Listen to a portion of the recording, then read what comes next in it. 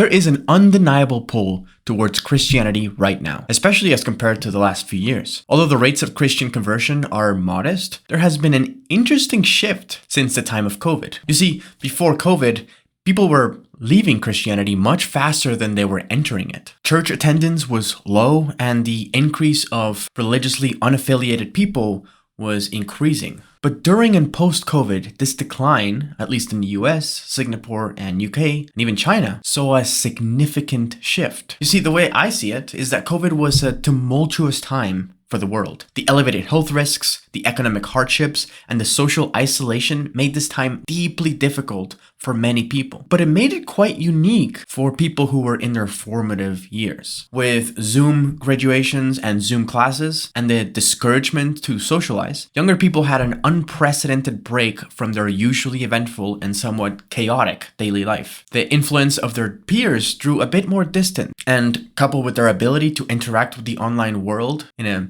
safe distance, they began to find other ways to access that personal connection they had lost. But something even more interesting is happening with Gen Z, and that is a draw towards Catholicism. And I think this is because of the unique ability Gen Z has of navigating the internet. You see, in my own life, I have seen an interesting difference in how older people interact with the internet and how younger people interact with the internet. While some might expect the older people to be more aware of the virtuality of what goes on online, because for most of their lives they lived in the real world, Gen Zers tend to be much better acquainted with how the internet works. While older people often take what they see online with more gravitas, younger people understand the shortcomings of different unfiltered opinions. And not only that, because they are so well versed in how the internet works, and well, the internet is simply just an online reflection of how people in real life think, young people have developed the ability to recognize how much people err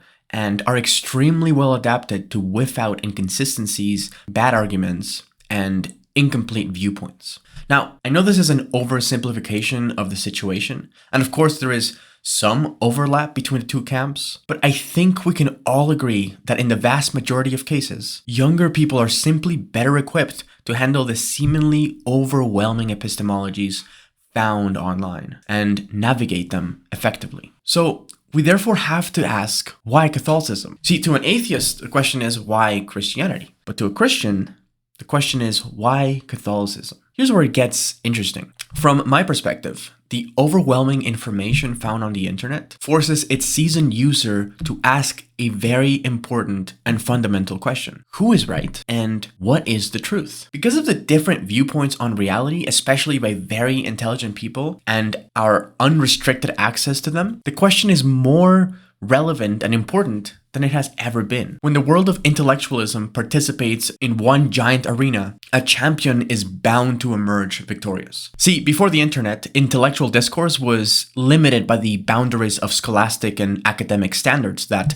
though necessary at the time, slowed the back and forth necessary to elevate such discourses. But now with the internet, very intelligent and learned professionals can bypass all of those now seemingly archaic stops and engage with arguments much more effectively. This, coupled with the universal access to encyclopedia-level facts and an independent learned audience and the knowledge that these discussions are all taking place in the same room, makes the elevation and the advancement of discourse much quicker and much more fruitful. When a young person is faced with the myriad of Christian denominations, the inconsistencies and the slandering propaganda that lie at the feet of Protestantism are extremely hard to ignore. And while Catholicism is not perfect, the historical, philosophical, and theological arguments that hold its towering structure are undeniably formidable and a force to be reckoned with. Catholicism adds a level of richness and vigor to the Christian faith and strengthens its reverence and makes constructing counterarguments a very challenging task indeed. To put it more succinctly, theological debates now find themselves in an unprecedented level of discourse. Whereas before, disputes seemed to be a matter of who has the most information, in an age where information is now readily available universally, debates are now a question of how this information is interpreted and what system is the most effective at internally and externally maintaining consistency, relevancy, and its truth in light of a rare chance of new evidence without engaging in intellectual fallacies. And this is a tall order. Again, coupled with the reverence that Catholicism encourages, with its rich history, apostolic succession, and even its persecution and dismissal by relatively new Protestant denominations, which is a theme in Scripture, the Protestant apologist is now burdened with the near impossible task of attempting to rebuke the mountain of evidence that lies in front of him, and do it in an honest and charitable fashion. Because of course, with a learned audience, mistakes are easily falsifiable. So what does this lead us to? A perfectly fair question would be to say, well, if Protestantism is clearly false, and Catholicism is the one true church, as people often say, why are there still Protestant apologists?